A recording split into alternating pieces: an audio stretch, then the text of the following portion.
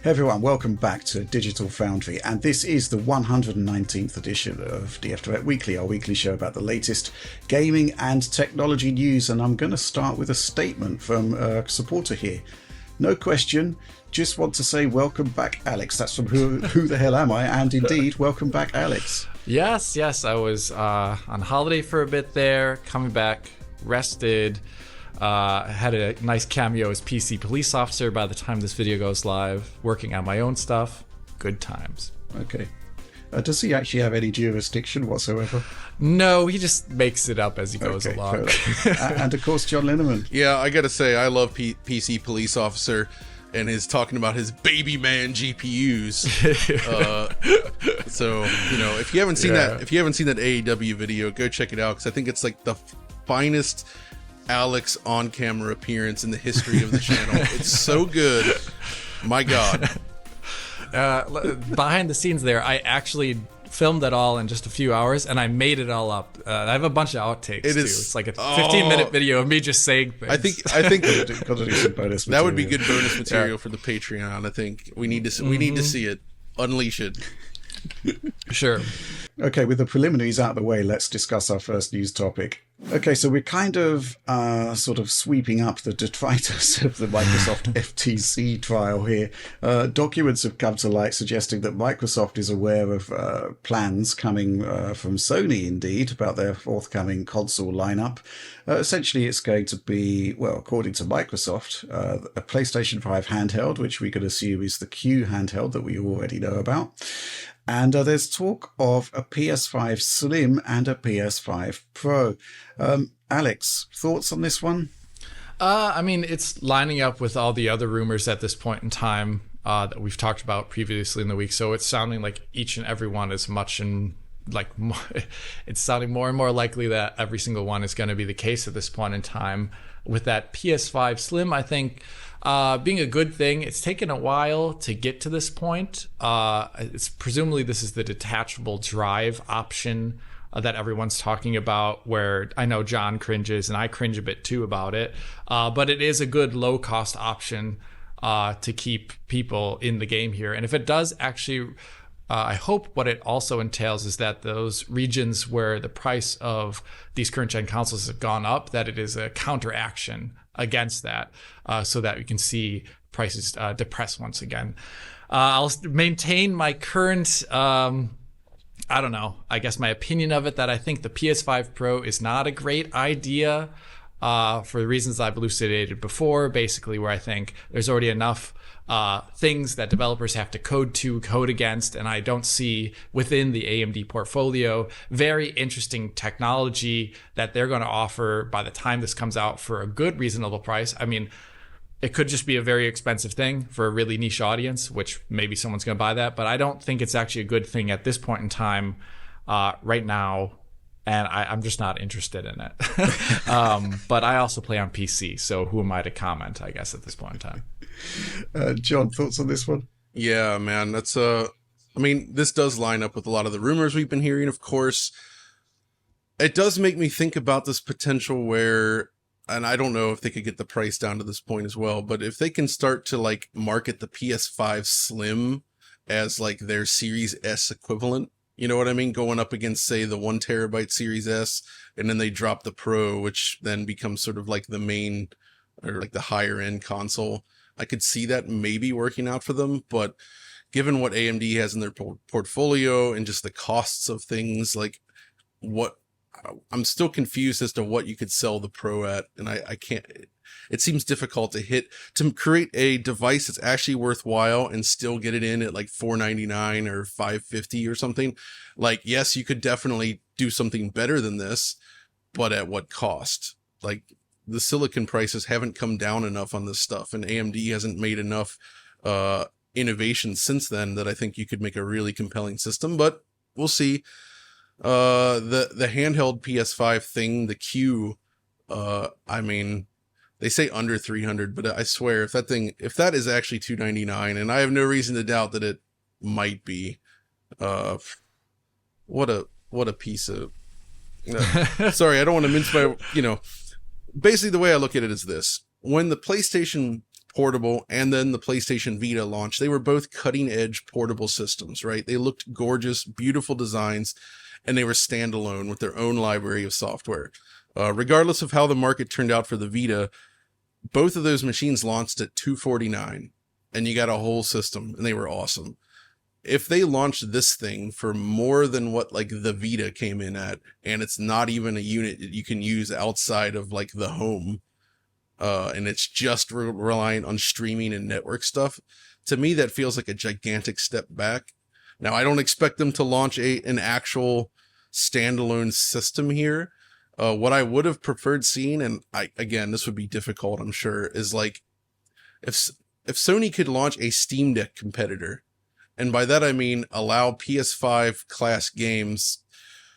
Again, really difficult for the developers, but if you could scale those experiences down in the way that we've seen, that would be a pretty compelling product, even if it's not every game, but if they could get most games somehow.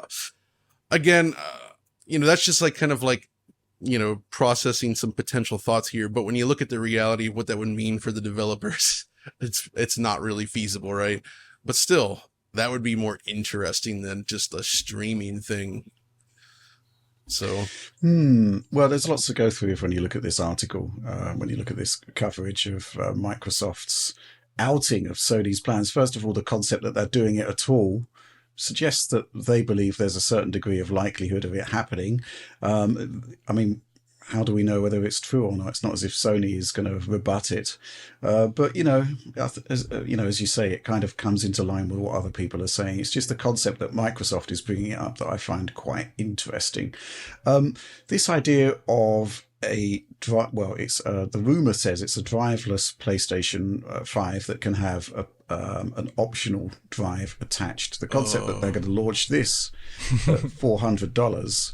It's effectively a replacement for the existing unit, which is $400, the digital, but doesn't have any kind of option for physical games. So in that sense, it's kind of what you're taking away from the higher end unit, you're adding as an option to the lower end unit. I think there's also been sort of production issues whereby Sony has to decide, well, how many of the digital unit are we going to make when it loses more money than the full fat unit, which is $100 more, but the only actual difference is the optical drive. So I suspect this is broadly bringing the price down, but I think your worry is, John, that it's going to basically be the start of phasing out physical media. Exactly. Right? That's a huge issue, because as an add-on, that's just going to disincentivize people from picking it up. Now, if they do it in such a way where the Slim has like the double SKU again, like the regular PS5, where you have one that comes with that optical drive in the box, maybe it's not a big deal, and then people could add it on later. But if it just becomes PS5 Slim, no optical drive included in the box ever, you have to buy it separately. A lot of people are not going to buy it separately, and it's gonna spell trouble for retail performance. And I fear that what that means for physical media going forward. I mean, small limited release prints, sure, but we're already seeing it at stores where the Xbox is focusing on digital and Game Pass, right? And at least here in Germany, a lot of stores, talking with people in these sections, they're just not ordering Xbox games outside of very specific releases because they don't sell a lot of physical media on the system because it's a digital machine. That's what it's focused on. If Sony takes that same route, I suspect the same thing might happen there too. So that would be a bummer for me. Yeah, I mean, it's going to be interesting to see how this pans out, because ultimately the concept of having access to physical media actually means that the user gets ultimately a much better deal, because you have access to cheaper games, which over the course of time will more than negate whatever the price increase of the disc. I was just thinking about that, and like I was out retro hunting again recently with Audie and friends last weekend. And, they have a lot of PS4 and PS5 games for sale. And a lot of them are very cheap. Like there's a whole bin of PS4 games. It was €5 for every game in there. And there was a ton of stuff, including, big games like Call of Duty games in there. Right. I actually went and checked the storefront on some of these just to see, like, if you were to buy this digitally, what does it go for? And they're still selling for like 29, 39, prices like that. A lot of these games, when you can just go to the store and get it for $5.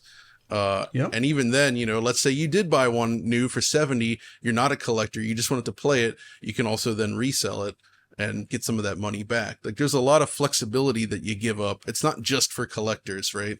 It does make games are cheaper when purchased this way. Not to mention, even on day one, you know, a game comes out for 70, you actually check Amazon and usually they actually have it for sale for like right away on day one. It'll often be $10 cheaper, right out of the gate. You're not going to get that digitally. So for me, the question is basically going to be how much, if they're going to be doing bundle deals with a Slim and an optical drive, how much is it going to cost? And secondly, how much is the optical drive going to cost as an upgrade option? Right. Because the question of commitment to physical media basically will be defined by whether it's actually feasible for most people to afford the add-on drive, right?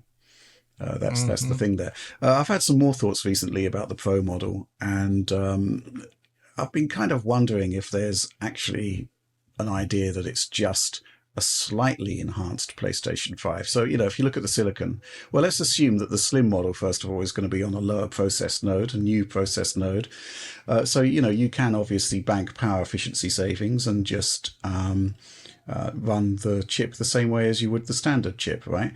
Another thing you could possibly do, and it could be like more of an elite console rather than a pro or whatever, is that, you simply get the full chip, that 4 compute units, GPU 40 side are disabled. You could also boost the clocks significantly, and it wouldn't be game-changing in the way that a proper enhanced machine would be. But let's say your 3.5 gigahertz CPU goes up to 4 gigahertz, your GPU goes from 2.2 to 2.7, you'd be looking at a 14 teraflop GPU there. It won't change, it's not going to be something that's going to be a must-have purchase, but for the people who want more consistent performance from games, you'll get that. You'll get more resolution in dynamic resolution scaling games. It would just be a sort of value-added extra rather than a full-blown new console, and it would have a much lower implication for developers to have to develop to, and if it was, a reasonable, small premium price. Basically, it's the same as overclocking the Switch, right? Every time you overclock the Switch, you tend to get some sort of tangible advantage from it. Some games you won't see any advantage at all, but in the era of DRS and whatnot, this is one potential route forward. There could also be stuff that we've talked about in the past, like, what you might call the Xbox One S model, where because you're, making new silicon, you can sort of stealthily add new features, which could be good for quality of life improvement. So that's one potential way they could improve PlayStation 5 with a quote-unquote pro model, but it wouldn't really be a pro model. It would just be a nice to have, and it wouldn't really cost much, and it would be, the chips would be made in the production process anyway, right? They'd be the binned chips that are much better, the ones that they couldn't salvage, or the ones the ones that are full, actually. And that sounds a bit better. I've also seen rumbling a lot online about, there's actually been some patents about AMD.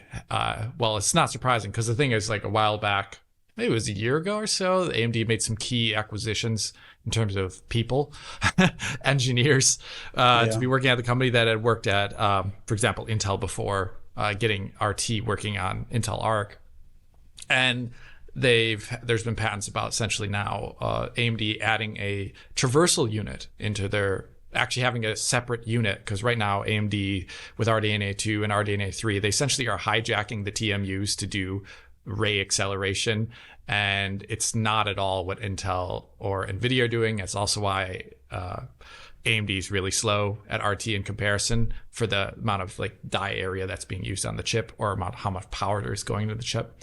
And there's been people are saying like, oh, this would be a great thing for the PlayStation 5 Pro if it did come out, but I've been thinking about that, and it would be a benefit in terms of performance, and also you could get things in there more easily without as great compromises like RTGI or good RT reflections, like not just like, standard RT reflections, but things that like cover the whole range of roughness, for example, that would help quite a bit. But I think about that and I just think like, how do you sell it? Yeah, how do you sell that? Like we've got like, and the thing is, you have to like, it's not just how you sell it, but like the developers then have to go in, and because currently right now, if you have a traversal unit, that's going to be doing all the traversal code in a presumably black boxy, non-programmable way. That means developers are going to have to do that and also write code which runs good on the PlayStation 5, which is more explicit since it's basically just compute at that point. And I don't know if developers are going to want to do that, making PlayStation 5 exclusive games. Maybe they're banking on it that some developers will want to do it, but I think simplicity and similarity is something that is really good for development at this current time when development budgets are skyrocketing into the 200 plus million era here. And yeah, that's why I'm still not too great about it. And I think Rich's idea here seems really, really reasonable right now. It does actually sort of could backfire though, in that if you're promising a console that has better performance, it kind of suggests that the base one isn't good enough. But maybe with the PS4 and PS4 Pro, that kind of precedent has been established. I don't know. The Q handheld, going back to that just quickly, I don't know what to make about that. I'm hoping that it's got some sort of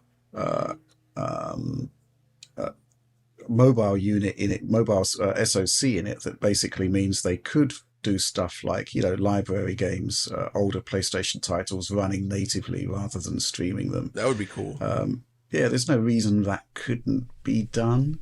Mm-hmm. I think we need a lot more information on the on the handheld unit, and I don't think they can sell it for $300 in a world where they're looking to sell the base unit for $400. It's just nuts, right?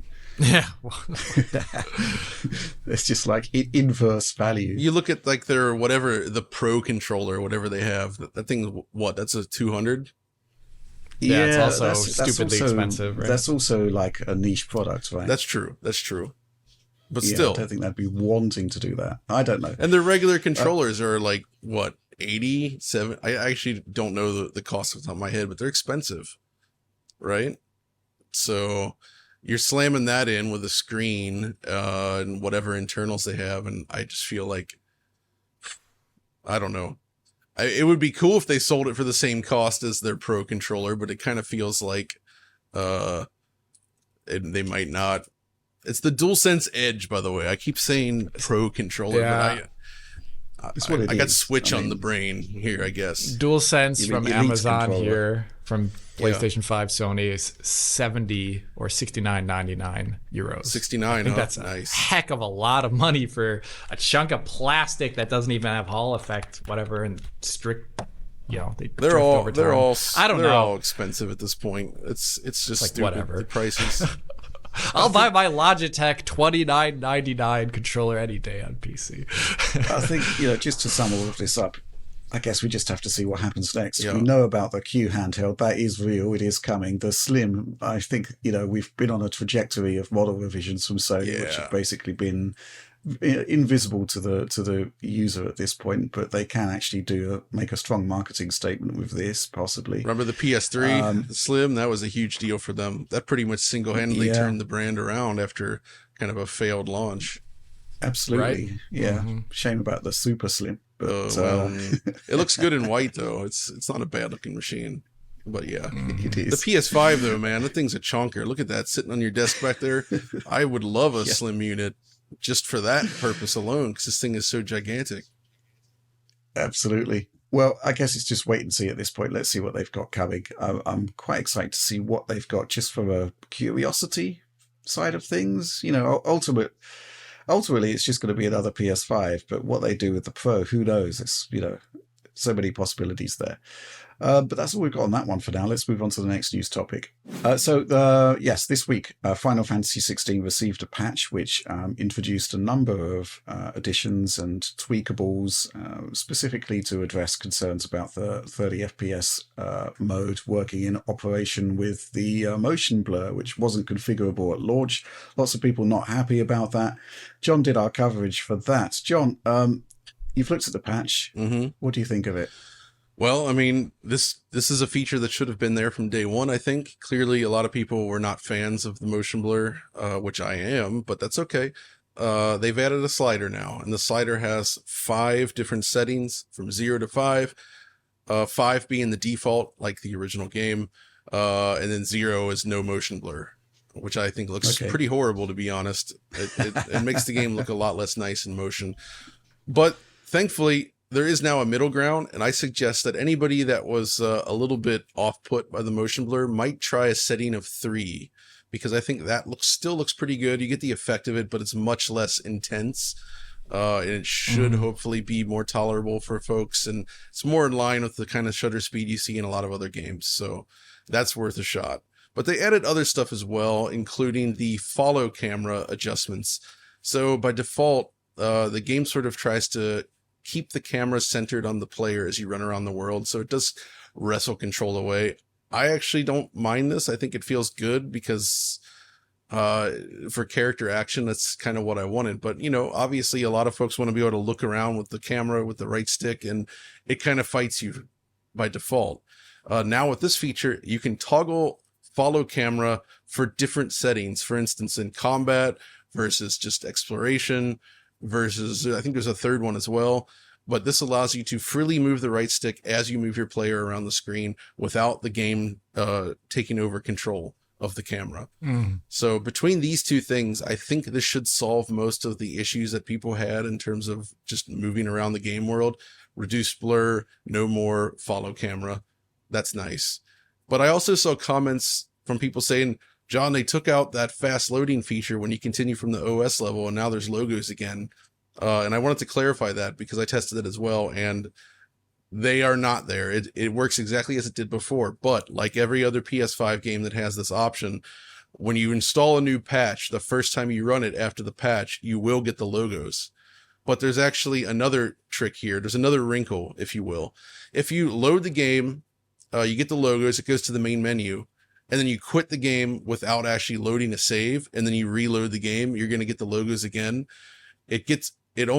The feature only works once you've actually started the game, because basically what you're selecting from the OS level is continue game, and it wants to continue from whatever save you were using. So once you load a save game and play it, if you quit after that, and then you continue the game from the PS5 OS, it will jump right into the game as it always did without any company logos. So that works exactly the same as it always did, which is nice. Okay. So we got a question here from the Phantom Naught. With the Final Fantasy 16 patch having a motion blur slider instead of a simple on-off switch, it seems like a win for everyone. Those who don't like it can have it off. Others who want a bit can fine-tune the amounts they prefer. And the maniacs, that apparently that's huge on, can go all out on full. Should this be the way forward for engines and games to have, instead of a binary switch where it's just having no motion blur or whatever max amount is when enabled? So Alex, this is kind of like something that's been sort of standard on PC settings. Yeah, and I still think it actually needs to be better on PC. So I say this is like a half step. The full step direction is actually offering more control than that. When we did talk with Crytek about Crysis 2 and Crysis 3 on PC, we advised them, since CryEngine has the ability to do it, to add in options that separate camera and per object motion blur and their strength, so you can turn off camera motion blur, which is, I think, actually the entire reason people don't like motion blur. And it's a very sensible reason too, like, because if you're concentrating on your eyes in a certain part of the screen and you move the camera, it'll blur that area over because there's no eye tracking or anything like that. It is not actually mimicking your eyes. It's mimicking a standard camera at that point in time, which is positive for translation movements in the Z direction, as in going forward and backwards like in a car game, because it gives you that sense of speed and you're not even looking at that part of the screen. But it is not good for anything at that part where it's the middle part where your eyes are rotational. Rotational stuff, and or just like a normal camera pan. It could also be just like that. But so that's the one thing, and I think developers need to do better, and it is actually totally possible within motion blur code itself. It's just a lot of developers don't think about it in this direction, and they don't think about adding it as an option. So I'd say the best option actually in the future is camera motion blur slider and a per object motion blur slider. And actually another thing that I've thought about since I made that motion blur video in 2018 was in the game Halo Reach, I actually used it as a kind of bad example of motion blur in that video because of its low amount of samples for its motion blur. But what it did was very interesting was essentially they masked out the middle of the screen. So it was like, I don't know, let's say there's like 75% of the screen in the middle as like an oval was masked out, and motion blur could only apply on camera rotations towards the edges of the screen, interestingly enough. So if you do a full turn like this in that game, the middle of the screen, that part that your eyes probably are going to be looking at, actually stays razor sharp, while the edges do the blur in like a really cool faded out way. And that actually I think would eliminate a lot of people's complaints about motion blur in general, even for camera motion blur. So I think there's a lot of ways to look at this. The only thing is that developers, once in time, if you're just using a standard engine and you're just thinking about it from a cinematic perspective, you don't think about people playing your game. You're thinking about how cool it looks when you're watching a video. You don't think about people playing it. So that's a big difference. I hope developers do that. That was always the approach that Criterion used with Burnout once they implemented that nice motion blur. Is they would kind of mask off the center, and then you just have it around the edges, which gives you that awesome sense of speed, but you always have a razor sharp focus right in the middle of the screen, which worked really well. And then separating it out I think is a good idea. I think Call of Duty does that as well, the recent games where you can world and gun motion blur. World and gun motion blur is separate, because you do want that sweet motion blur on the weapons. I think it looks awesome, but not everybody wants that on the rest of the camera movement, so being able to split that out is awesome. So, they could definitely have done even better here, but I think this mostly would solve the problem for Final Fantasy 16, at least, and allow people to sort of dial it into what they want. You can still enjoy motion blur, but you don't have to have that default intensity, which, So John, do you think this is something that maybe should have been picked up in focus group testing? I mean, it's kind of, the sheer reaction to it was so. So that's a tricky one, because that also brings into mind like the developer intent. Like, I'm not gonna lie, if I had been in charge of this aspect of the game, I kind of would have just initially at least said, "This is what I want. You're not changing it." But that's not really the best attitude in this case, just because I think it looks so good, but. I suspect that they just felt that the game looked so much better with the motion blur, and they didn't consider that not the sort of like non-artistic reasons, which, relates to things like motion sickness and how people focus their eyes. There's a lot of differences there. I think once you actually do sit down and study that, you see that, okay, even if you think it looks good, you got to make concessions for a wider audience. That's the smart thing to do. And I am a little bit surprised that got through for that reason, which makes me wonder about who was testing it and the type of feedback that the team took on board. Maybe they did get the feedback and just didn't want to do it. Maybe they didn't get the feedback. It's tough to say. Mm-hmm. Okay, fair enough. I think that's all we've really got to say about that one at the moment, so let's move on to the next news topic. Not so much a news topic, but we're going to be kicking it off with a question from a supporter here, and his name is Will. I haven't touched my PSVR2 for a long time due to a dearth of good new titles. Bizarrely low-key launch and practically nothing in the latest state of play, not even a teaser of an Astrobot title, surely a no-brainer. Just feels like Sony isn't that fussed about the platform and isn't giving much to early adopters to look forward to. Were dev kits delivered late? I don't understand the apathy. Interested in the team's thoughts, which segues seamlessly, John, into something which we were hoping to talk about last week, but we ran out of time, where actually you've been having a good deal of fun with PSVR2 recently, and there have been some standout titles that we should be talking about, right? Yeah, absolutely. So, first of all, the game changer for me was, however long ago, I got those lens inserts, so I don't have to wear the glasses in there. They're awesome. They really work well. But as new games have come out, I've been giving them a shot, and there's some I want to talk about. So first of all, this past week, the game Synapse released, and it got me thinking, like, and I'll talk about this in a second, but one of the problems I think with VR gaming in general is that you can't rely on the big names. There's a lot of stuff coming out in the VR space from developers you may never have heard of, new IP that you've never heard of. It's difficult to get a feel for what the idea is from a trailer. you kind of got to dig deeper for VR. And it's been like this since the beginning. Stuff like Half-Life Alyx is the exception, where it's like Valve and Half-Life, right? Most of this stuff is not super well known. I look at this myself with Boneworks, which was on my Game of the Year list the year it came out. And I never would have checked that out if it hadn't been for Ian Higton being like, dude, this is the best VR thing ever. And it's like, I didn't recognize the name. Nothing stood out about it to me from just hearing about it. I needed to try it. And that's when I discovered, oh, this is actually great. And I think there is a bit of this happening in the PSVR space right now, where there are really good games coming out.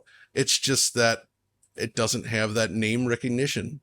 The brand recognition, it's not there. You actually have to check out new stuff to give it a shot. So first, I want to talk about Synapse, which just came out this week. I just bought this a few days ago and have been playing it, and it's awesome.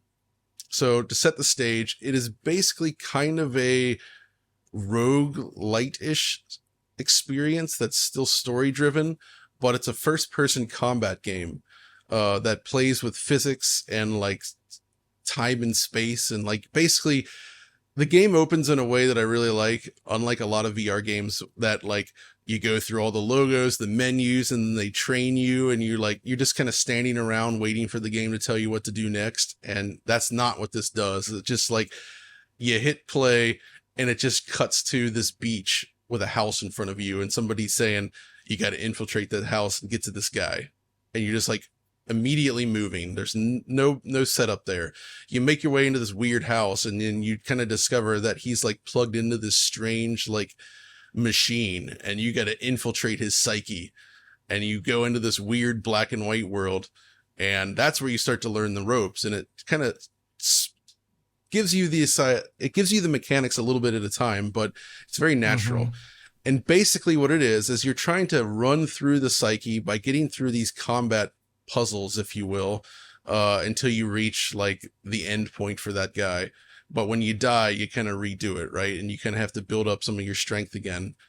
But what I like is just the mechanics of it are really interesting. So at its core, it has like shooting mechanics, like any VR shooter, which feel great. It's, again, Half-Life Boneworks kind of stuff where you're manipulating weapons. It is simplified more like Half-Life. Like, for instance, when you reload, you just tap circle, and sort of a magazine kind of pops out and you just push it back in, right? It's kept very simple, but it's still tactile and fun to use. And then it's got this neat cover and climbing system where, like in Half-Life, you had to physically duck behind stuff, and that's fun. And you can do that here as well, but you can also, using sort of the palm button, you pull it, you actually grab onto the scenery, and you can move your whole viewpoint around while holding onto the scenery, which is also used for climbing. But if you like run up to a cover, you do that and you kind of pull yourself down below cover, and you're kind of like moving yourself up and down and shooting out over the top, going for some headshots. That feels great. But then the real twist comes in, because you get this sort of like anti-gravity thing that lets you pick up objects. And when you're inside these psyches, by the way, it's a black and white world, except for objects you can interact with, which are kind of this rainbowy color. So like when you see a crate or something, you can reach out, you grab it from a distance, and now you're moving it in space. And like it translates, like say you move your hand like X distance, the object in the world moves about like 4 times that distance, right? And so you end up being able to pick up boxes, you're flinging them around, you're slamming enemies with this stuff, with these crates, basically interacting with the world. You can use it as like mobile cover. So you're mixing up this stuff with guns. And they even do things where like if you pick up a barrel, it uses the I guess the triggers have like a partial pull, and then you pull it all the way, kind of like a GameCube trigger, right? But that's using the what are the triggers, the DualSense trigger type, where so you just pull it a little bit and it kind of stops, and you pick up a barrel. But if you squeeze it all the way in with that extra pull, you smash the barrel and it explodes, right? So you're actually picking up barrels, moving it around towards an enemy, and you pull it to like smash it on them, and it explodes. That feels awesome. And you're powering up, you're getting new guns, you're running through. And it's almost like Doom Eternal style arena battles, but with all this like creative physics stuff going on, and like a very stylish presentation. it feels great. It's just awesome. It's really fun to play. The mechanics are solid. The presentation is excellent.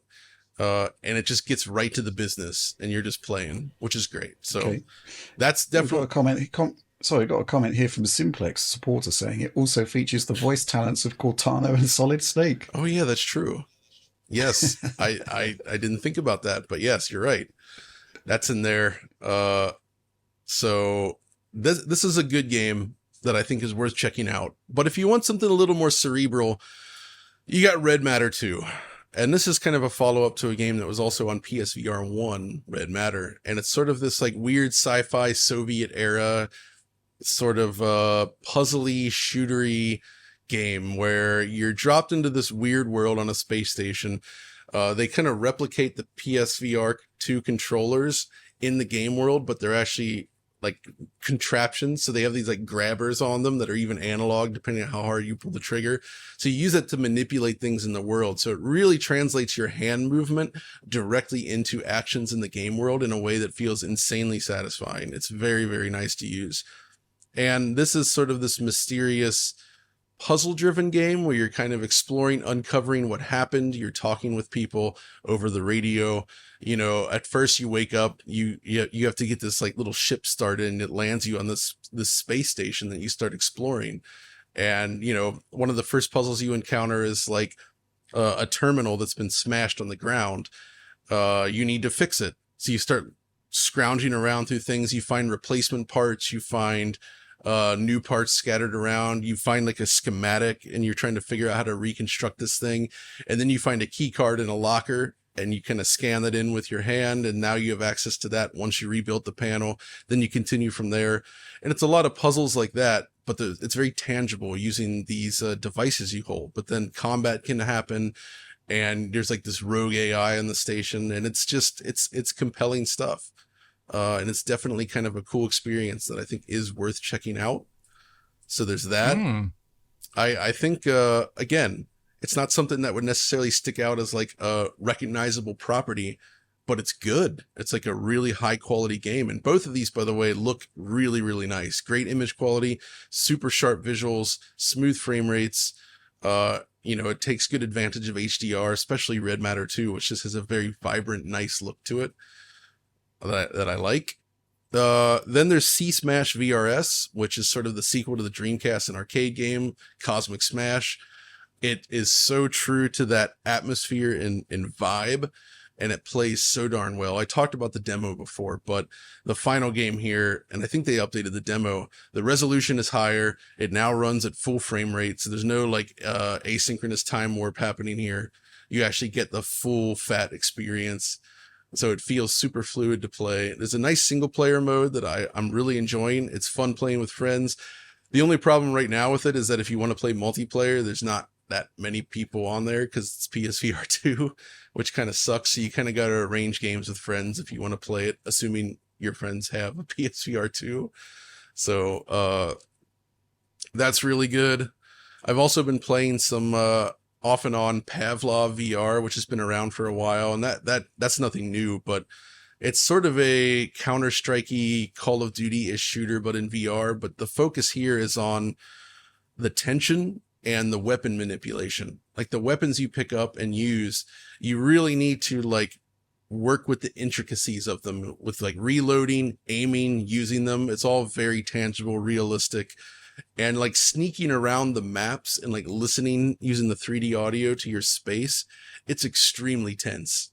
Like you'll hear somebody behind you coming around the corner. You like hide in a doorway and you're like kind of like leaning around. You got your weapon because you go down fast, and just trying to get those shots off while manipulating your weapon. It's really, really tense, and it looks awesome on PSVR. And then stuff like Humanity as well. Humanity's been out for a bit, but I still been playing that awesome puzzle game from the creators of Tetris Effect. And it feels amazing in VR. You're like towering over the arena, kind of moving around in 3D. It's basically Lemmings, but like way more stylish. That's worth checking out. And there's also some other games that I still want to try, but you know, I don't want to spend too much on this stuff, but I guess. Well, I think ultimately the takeaway here is that there's a lot of stuff that isn't really being talked about or championed or getting the same kind of marketing as a typical major game release, right? But they are major games in their own right when in terms of the experience, right? And I guess it's the amplification factor of VR that's really coming into its own here, plus the quality of the hardware, which was never really in doubt. Exactly. So if you are a PSVR2 owner and you're like, man, there's nothing to play, there is stuff to play. You just got to seek it out a little bit more because it's not obvious. And frankly, they're not doing a great job at showcasing this to players, which, it makes it seem like there's nothing happening. But I assure you, there is good stuff here. Mm-hmm. I mean, it's a bit strange that Sony itself isn't doing much to actually market these. Games, I know. I don't get it. Just like, this is good stuff. Well, the whole marketing for PSVR, even pre-launch, has been, shall we say, baffling. So yeah, it's kind of continuation of the same theme, really. A bit disappointing, but there we are. There is good stuff. Also, out there, I haven't tried it myself, but I've heard that the Dark Pictures Switchback VR, which got kind of panned at launch because it had a lot of tech issues and some other various limitations. I've heard or read in several places that apparently it's being updated with like major changes to drastically improve the game. So I actually want to take a look at that to see, because wait, what is it? Yeah, so they say fixes for blurred, low-resolution visuals, fixes for textures and assets popping, massively reduced loading times, new visuals and enhancements, VFX and lighting, improvements to textures and environment assets, introduction of foveated rendering and FSR, hopefully not FSR1, Jesus. But it does seem like they've... FSR1 would be so bad in VR. I don't know what the heck. But either way, it sounds like they've basically almost relaunched the game in terms of its technical presentation. So I kind of want to give it a look now. Okay. Yeah. Good stuff. Well, there's still sort of a lot going on in PlayStation VR 2. We just need to sort of draw a bit more attention to it seems. But for now, let's move on to the next news topic. This one is actually a news topic in that it looks like Ubisoft are going to be remaking or Assassin's Creed 4 Black Flag. Curious about your thoughts about this one. Obviously, we're all in on an Assassin's Creed Unity remaster/remake. But I guess AC Black Flag would be the safer bet, right, Alex? Yeah, because that one is kind of... there's like a split in the Assassin's Creed timeline at some point in time where it went from more dedicated missions to its more larger open world. You can do a lot more, but maybe the depth is different and it's focusing on different aspects. And I would always say AC Black Flag is like one of the turning points where it started at introducing different gameplay elements into the series. And it's loved for that reason, where it has this interesting ship combat. You're a pirate, whatever. It's cool. But at the same time, I'm of the exact same opinion that Rich, that there are probably titles that could use it a bit more. Here, I would say a remake seems a bit silly, considering I find the first, the original release was a cross-gen game that had a really high-end PC version and dedicated Xbox One and PlayStation 4 versions that used next-gen tech at that time. You know, stuff like, it's like one of the first titles that had Fresta Malign Voxel Fog, for example, to my knowledge, and a couple other cool things. And that's really cool stuff. And I think it still looks pretty good, minus the resolution on the consoles, minus its performance. I think it's 30 FPS update there. And also, I would say, since it is pre-AC Unity, it doesn't have like physically based materials. So I would say if they did re-release it, it could almost be like a texture pack plus a resolution update and then performance potentially too. I would see that as a great win instead of a whole-on remake, which is like so much money. I don't know. It'd probably pay off though. I think from the PC side of things, it did get a high-end PC version, but it was very difficult to run at 60 frames per second, if memory serves. Yeah, I think that if you at least turned on the physics effects there, it was brutal on the GPU side of things. But I think if you turned off a lot of the extra Nvidia features, which is like the thing, like a lot of people always have this memory of GameWorks features being really like ruining games, but they were always optional or something like that. You didn't have to turn them on, people. Now they run awesome. So if you did turn them on, then it would be bad. But I think it's one of those games that actually ran pretty well if you turned off things like MSAA and all the other stuff. It's quite interesting that Nvidia has actually scaled back GameWorks. It's not really a brand anymore. It's not really an effect anymore. Even you don't really tend to see them in games. No, they don't. HBAO Plus, which ran on everything, of course, pretty much the last remaining one. You know what? I'll say the disappointing thing for me is I look back at Mirror's Edge, man, with the physics stuff, and that is just unbelievably cool. And we just don't see stuff like that anymore. Nah, it's weird. I mean, switching over to using ray tracing in the games as like the Nvidia brand is probably a big win for them because a lot of developers actually want to implement ray tracing regardless. But the interactivity stuff that Nvidia offered in PC versions of games. You know what?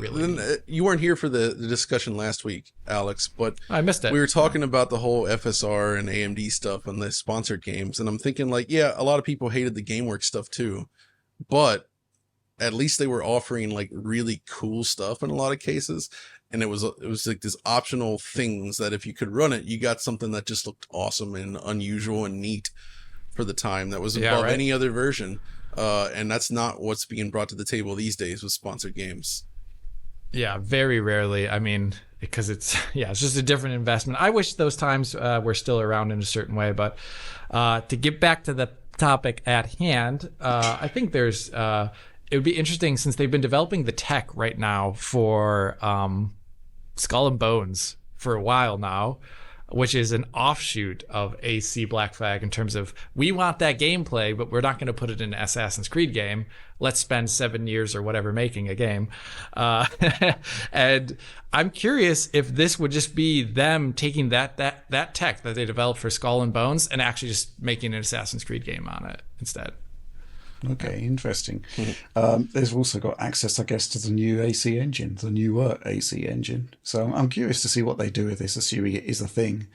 I guess we'll just have to wait and see what they come up with. But yes, we shall continue to lobby for the Assassin's Creed Unity remaster. I think that's all we've really got to say about that one at this time. Let's move on to the next news topic. So this was actually something we wanted to talk about last week, but we didn't have time. We possibly do have time this week.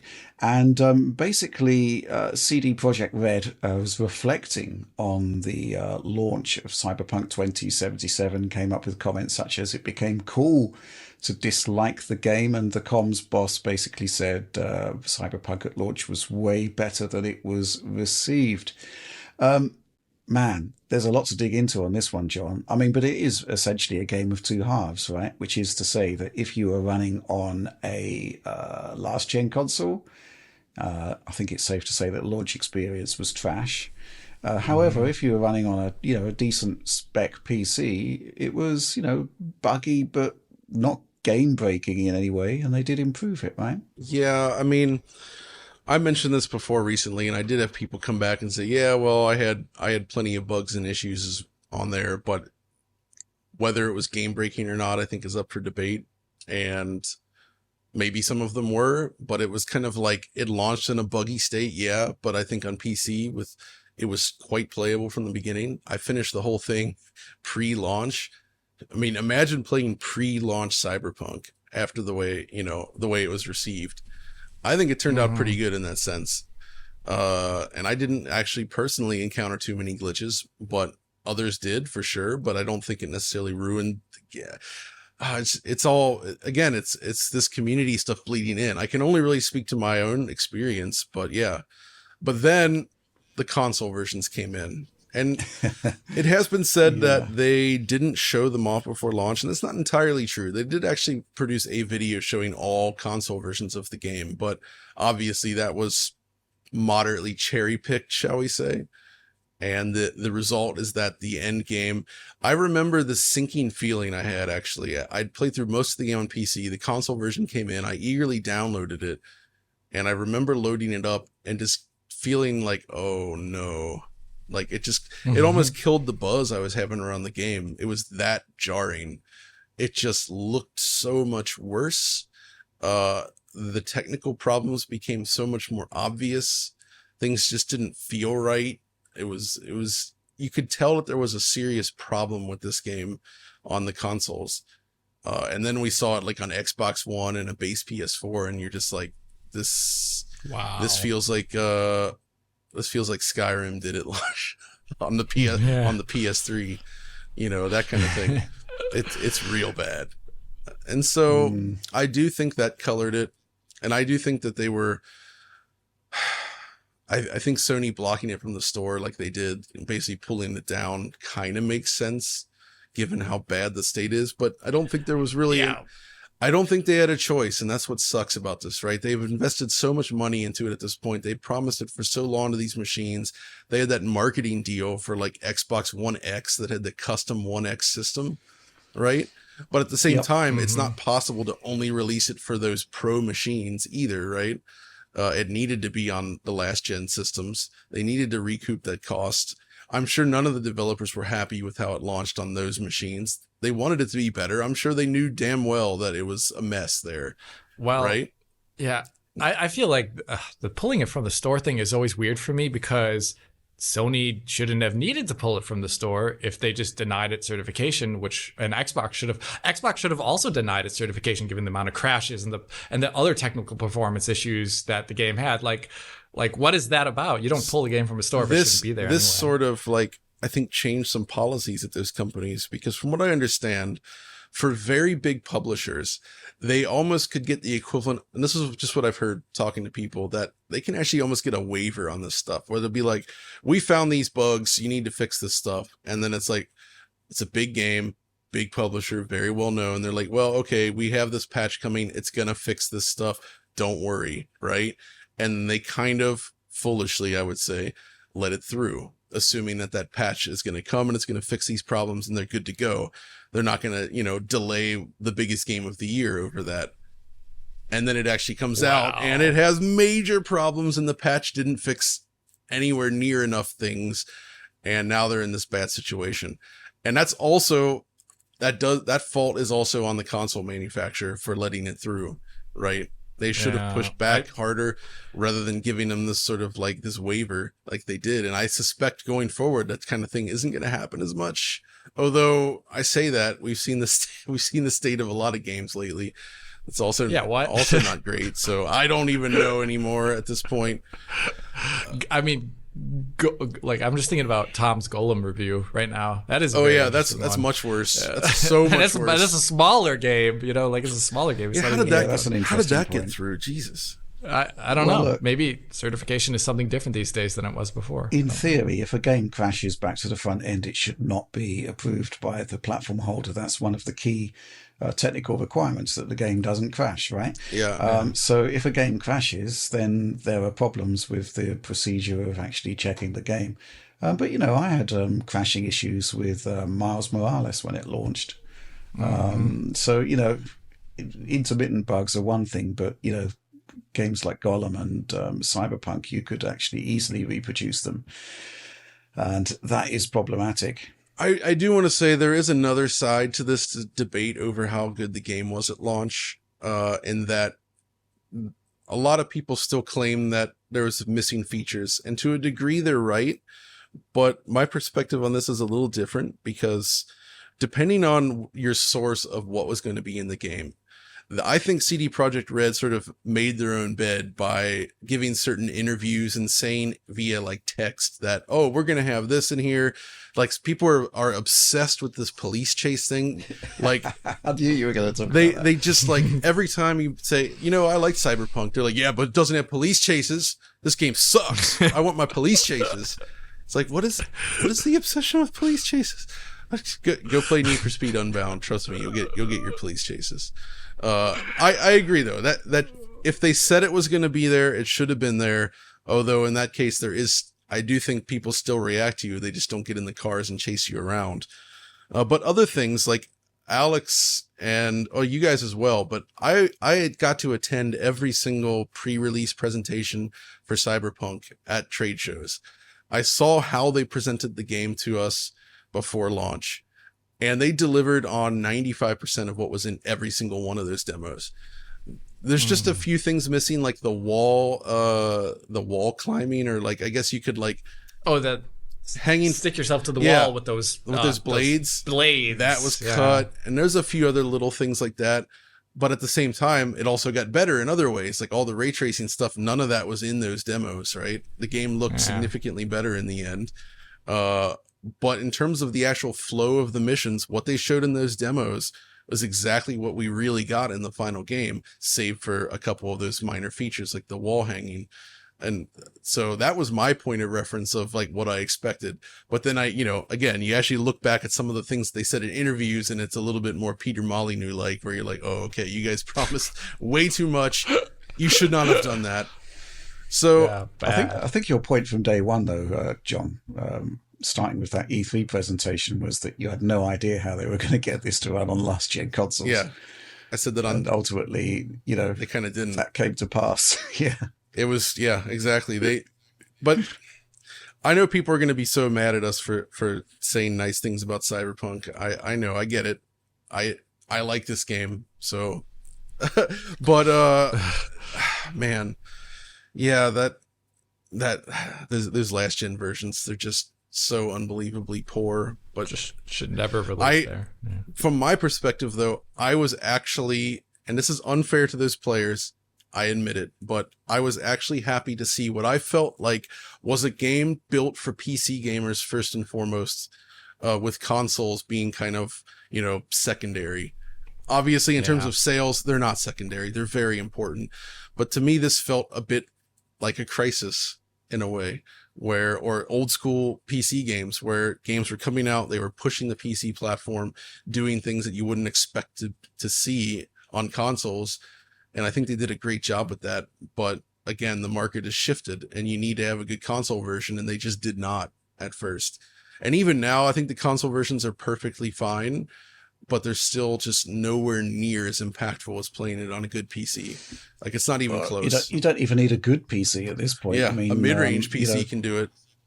Absolutely. The 4060 can do RT overdrive. $300 GPU. I know. I mean, I played the game on my PC at launch, locked at 30 so that I could use all the ray tracing features with a gamepad, and it felt great. Even though it was 30, I would have preferred higher frame rate, but whatever. It was still awesome looking. But now I'm able to play it at 120 frames per second with RT overdrive enabled, and it looks better than ever, and it runs like a dream. So that's pretty amazing. And they continue to support the game as they always do.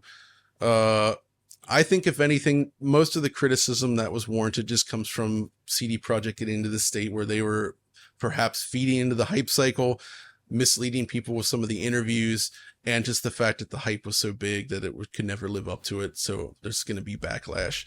So I feel like the better response would have been somewhere in the middle. Like, I think people were a little bit too harsh on it, but also CD Projekt Red still messed up in a lot of ways. And it just created this nasty storm of like anger around the game. Well, there was another sort of Lieutenant Frank Drebin moment where they were telling everyone the current gen console, or the current gen of the time console versions were going to be absolutely fine, and there's this sort of raging inferno in the background of issues. You say it's funny because prior, I think some months before launch, we had heard from someone kind of internally off the record that, oh man, these base console versions, especially Xbox One, it's running at like 8 FPS and it's completely broken. And we were like, oh boy, this is going to be a ride. And they obviously got it to run a lot better than that by launch, but only just. Yeah, only just. Man, okay, yeah. I mean, it's an interesting perspective, but they do seem to want to win back the trust of users, right? And I think that's the positive move forward. There is only going to be one expansion, though, for Cyberpunk, which is a bit disappointing, bearing in mind what they've done with titles like The Witcher 3, right? Which seem to enjoy a much bigger degree of support. 2 DLC packs, right? And one of them basically, which was really good, it takes place in the same world as the main game, and then the second one obviously goes to Toussaint, which is its own gigantic map, which is pretty awesome. Although, speaking of glitches, I'm still playing through The Witcher 3. I finished everything except for the Toussaint region, and I've been playing it on console and PC thanks to the cross save. The freaking Toussaint area is still like has graphical glitches that have never been fixed since this next gen upgrade. On all systems? Yeah, from what I've seen. The main thing is like the clouds flicker in a weird way. Like you can see them sort of flicker on and off at points. It's really weird and distracting. And also the way the foliage behaves is weird. Like this happened normally, but it happens a lot more here where you're like running along and like you'll see a patch of foliage and it just suddenly changed to a completely different patch of foliage with a different arrangement, and it just happens kind of around you as you're running, and it looks very glitchy. None of this stuff happens in this way in the main game or in the main region, but Toussaint seems to have some issues, which is a bummer. I don't recall that in the original release. No, it was not. It was not in the original. This only happened after the next gen patch. One thing I've always bummed about is how just like they didn't really work on the CPU performance at all much on PC there still. And also there are some graphical bugs on PC, but I'm just like kind of floored that they introduced shader compilation stutter, and you can totally find it. When I load up the game, I always load up Toussaint. I run from one area into a village, and the amount of shader compilation stutters on the way there is just so awfully huge on massive PCs even. I have no idea what they're doing. I mean, it's hard to get all those shaders for such a big open world game, but my God, you're releasing the game again, and Cyberpunk has zero. Cyberpunk is one of the best games. Well, honestly, it's funny that Cyberpunk with RT Overdrive still is way more optimized and smoother running than The Witcher 3 with its next gen update. Runs better. It runs a lot better. Crazy. Absolutely. Okay, I think that's it for this week in terms of news and various discussions connected to news. So let's move on to supporter Q&A. This is the part of the show where every week we ask our supporters to come up with a bunch of questions, and we choose the ones that we're best equipped to answer. Let's talk about this one from Travis McEwen. Now that real-time ray tracing is slowly becoming commonplace on both console and PCs, what do you think will be the next big graphical breakthrough to come for real-time graphics in the future? And it's kind of just an extension of what we just discussed, really, isn't it? I mean, obviously, we've got Nvidia, who have a very solid vision for the future of gaming graphics, which is path tracing, right? And we saw that in Cyberpunk 2077. And it was deployed to excellent effect. Anything else or anything you want to expand on with that one, Alex? I think path tracing is the probably the thing that we're going to be seeing close up is in the next like 5 to 10 years is the next big thing that everyone's talking about, and it's going to be the thing that's being added into games most often. But on that, I don't. It's really hard for me to say what the next big thing is graphically. Obviously, AI is a huge deal, but getting workable AI models into game that is like practical for production is still it's still in the realm of post-processing for the most part. So I think that's what we'll be seeing there. The one thing is I want to see is because path tracing and real-time ray tracing is about enabling that really static baked lighting that we've seen and liked in games for so long to now be real time and even be more accurate. And I want to see that being actually take advantage of in game design. So I really I've been playing a couple like Xbox 360, PS3 era games that were way more ambitious than our common like games nowadays are.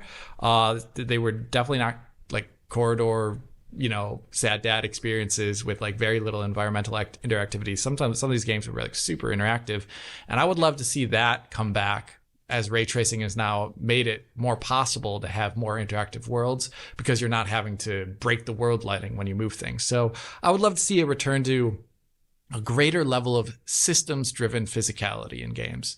And that doesn't require much actually special. Games were doing it in the past. It just kind of disappeared. So I would love to see that actually again. Do we need more GPU power or a different deployment of GPU power? Do you think the consoles have got the CPUs to do it? Because we've been doing quite a lot of testing of the console CPUs in the background within a 30 PC, FPS.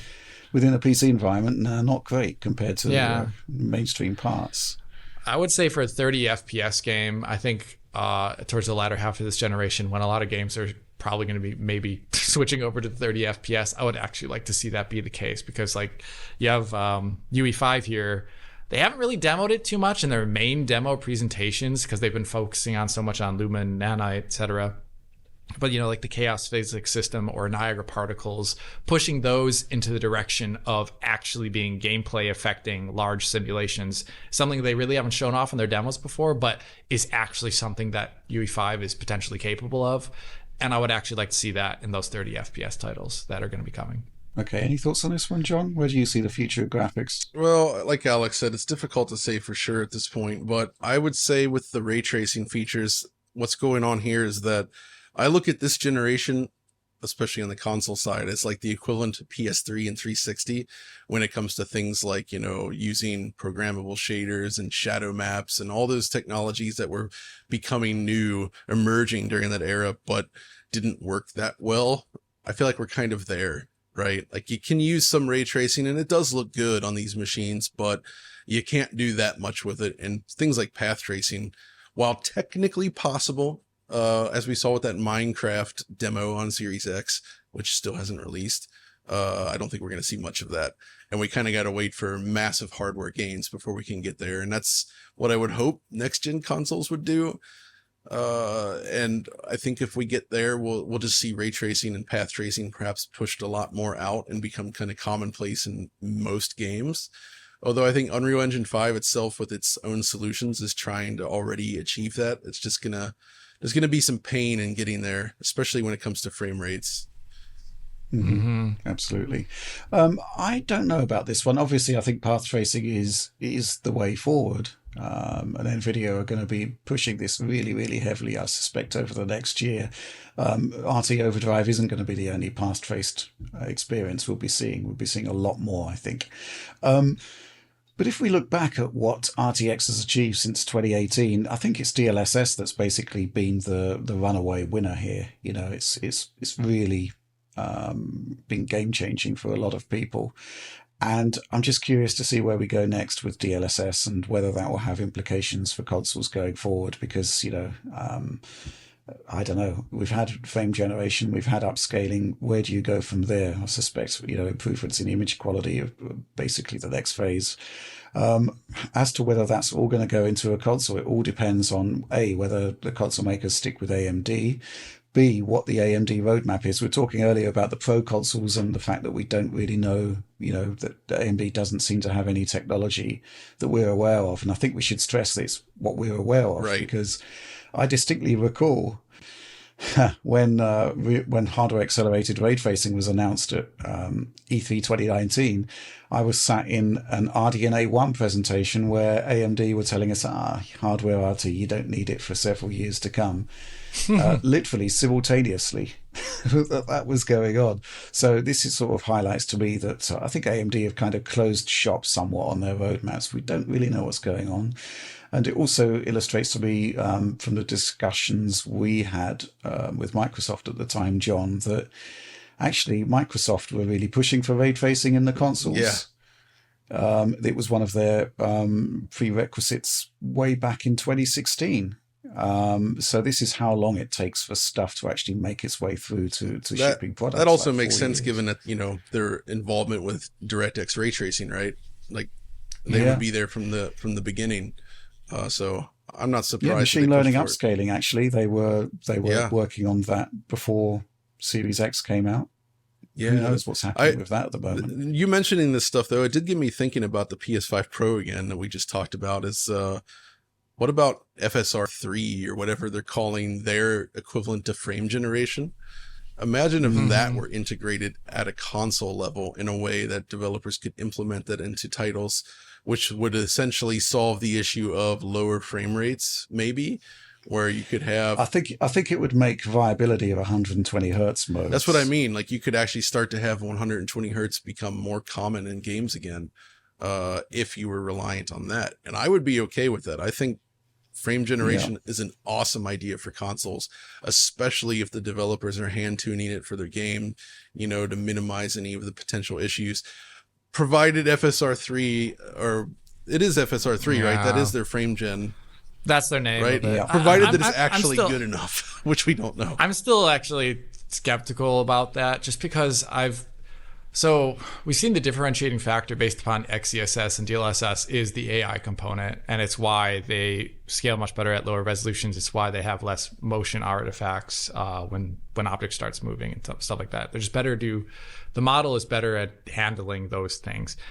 Basically, the core of DLSS 3 is looking at the motion vectors and looking at the optical flow image and being able to combine one or the other. If you go back in time to that 2010 presentation by LucasArts and Rich's coverage at the time, you can see that if you watch that footage and you look at, for example, things that are moving in a nonlinear fashion and or things that do not have a motion vector, such as any of the pixels on textures, as well as things like shadows or anything that is transparent, you'll see those are massive fail cases for that technology of the time period.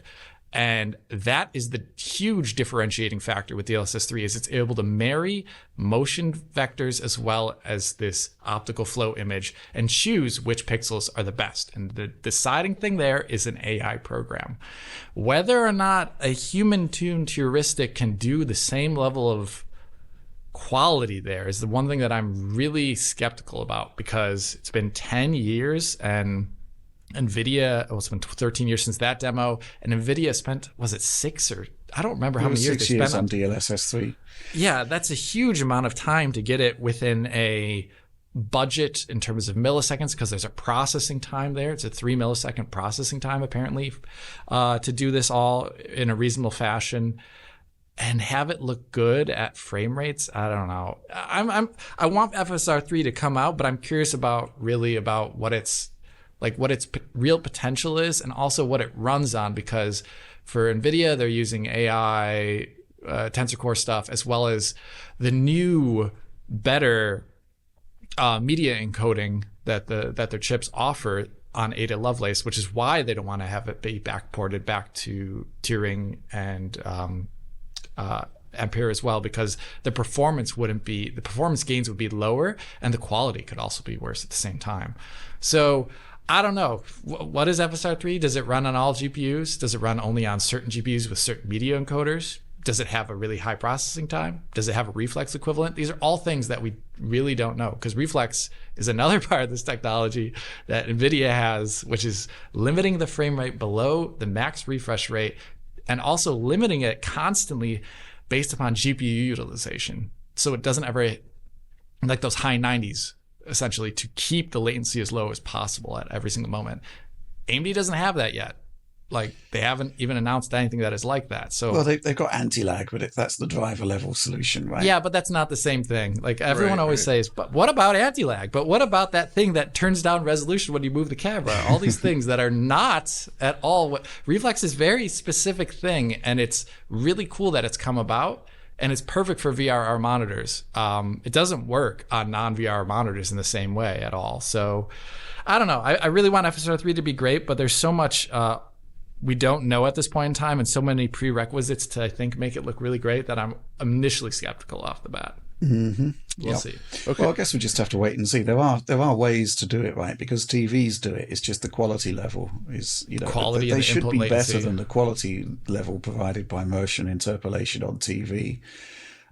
So yeah, I'm going to be interested to see what they've come up with there and when it arrives, right? Because, was this something that was in development before DLSS 3 came along? Was there sort of nascent work there that they're actually, taking and working on and making better and stuff like that? We just don't really know what the situation is there. We do know they've hired some really good folks recently, as you pointed out earlier, Alex. So, who knows? Did you have something to add to that, John? No, before we move on to the next topic, I just had a breaking news story.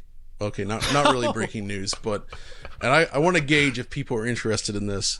I just discovered that Alibaba is selling several different models of CRT televisions.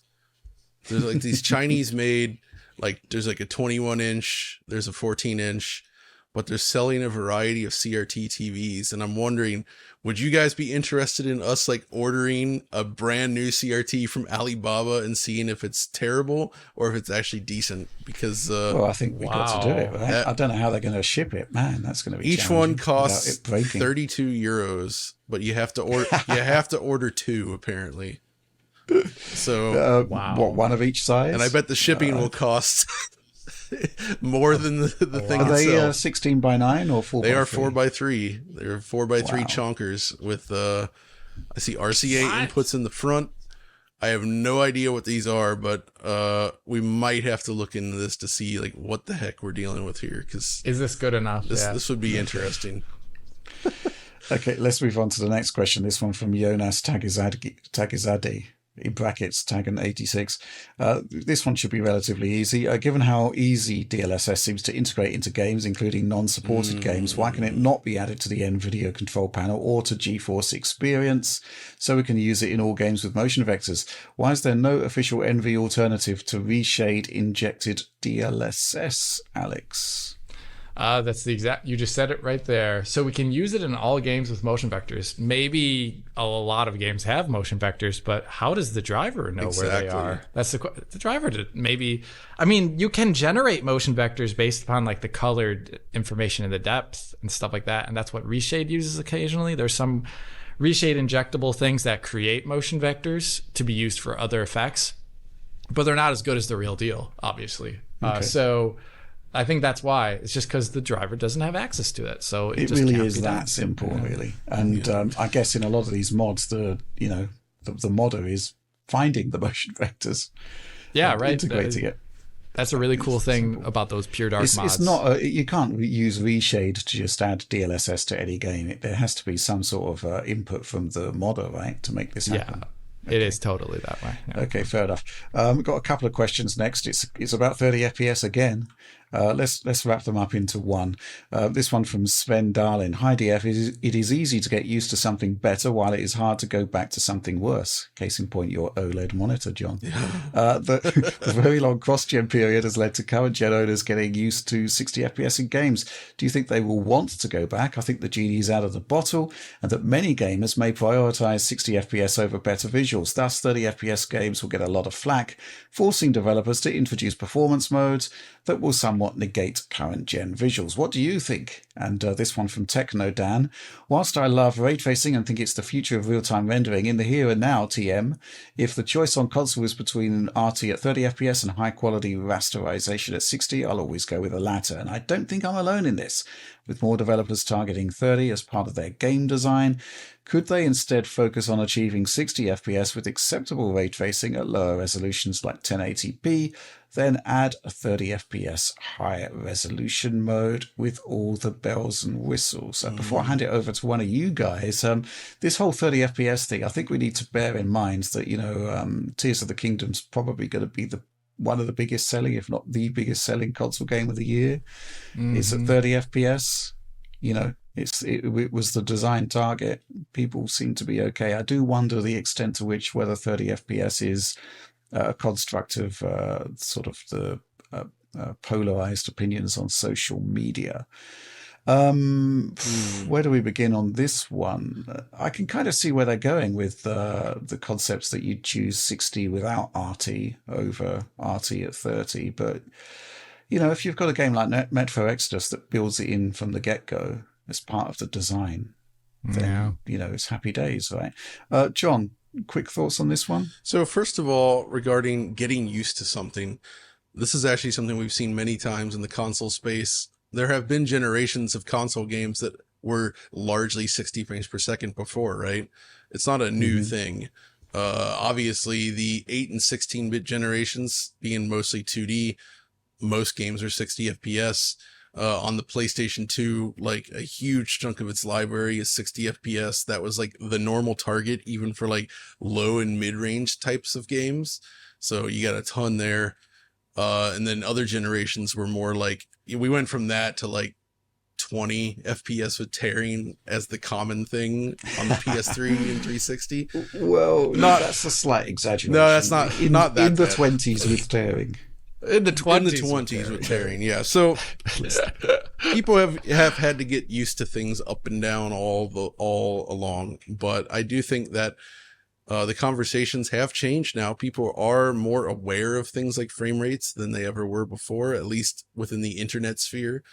And also, one of the things I often see now, and I think Alex and we were talking about this, is you often say, well, 30 FPS looks worse on an OLED screen now, right?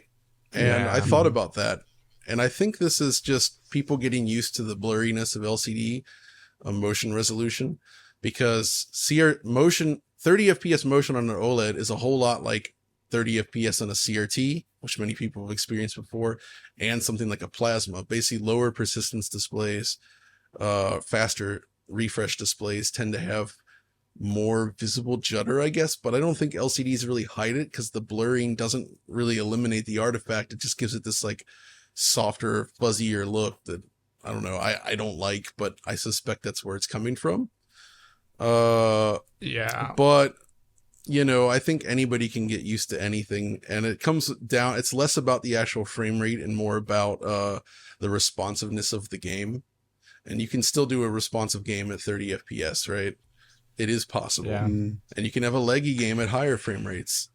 You can have a laggy game at low frame rate. I mean, Red Dead Redemption 2, you did a video on how laggy it was, Alex, if memory serves. Oh, God, I forgot about that. The animation latency added there was phenomenal. It didn't stop it being enjoyed and indeed selling multiple millions of copies. It's just, basically, I think what happens is it's all about, start a game, get a feel for it, crack on. It's only really, I think the example that springs to mind is where there's a couple of examples where things are just egregiously bad. So, for example, Killzone 2 back in the day, the frame rate was so variable there that you couldn't help but notice the fact that the controls got really laggy. And of course, there were the setup issues on Dead Zones. Wait, the frame rate wasn't that issues on Resident Evil. The frame rate wasn't that variable in Killzone 2. It was very stable by and large. Well, it depends on which part of the game you're in. I mean, there are levels in Killzone 2 it went from pretty low 20s to 30, John. Yeah, I know, but I did a video on it not that long ago, and it does dip, but it's still more stable than most AAA games during that era, I would say. Yeah, it was also triple buffered as well. Yeah. So I mean, it was. I mean, we measured the latency as going up to 200. The latency was horrendous, but the frame rate wasn't that bad, I would say. I don't know. I think it depends on the zone you're in the game. There are definitely areas that are 30, but there are definitely areas that are not 30. I think the point I'm making is the lack of consistency, right? And the lack of consistency is, I mean, if you're playing a game and, Red Dead performance is pretty solid, right? It is pretty laggy, but it's the way the game plays, and you sort of, adjust to it. However, if the frame rate is adjusting and the latency is increasing, and there is that variability there, then that is problematic. So I want to say about this one, since you guys already covered 2 things or 3 things that are really relevant to both of these questions. The second question from Technodan is making an assumption about essentially that just because a game can run at 30 FPS at a slightly higher resolution with ray tracing on, that you just turn on the resolution and you'll get 60 FPS. And people always assume 1080p. We have seen now, for some reason, people always say 1080p as if it's the lowest qualifier. But man, look at those games that are running on like really hard and really hard to run on these current gen consoles like Jedi Survivor or Forspoken, and they're going down there, man. They're going down there to 720pville, and they don't care. You know, so it is not going to be 1080p. Let me tell you that much. And it's also not going to be anything that has to do with resolution. I would bet you 100% that at launch, both Jedi Survivor and Forspoken were dipping, probably due to CPU as well too, because those resolutions were going down, but you didn't see a great performance uplift necessarily because they were probably CPU limited to a certain degree. And I think that is the thing that maybe requires video on the channel, is that people are just constantly assuming that you drop resolution and that everything's fine. You can just get any game running at anything. And it's like, no, there are multiple bottlenecks beyond that.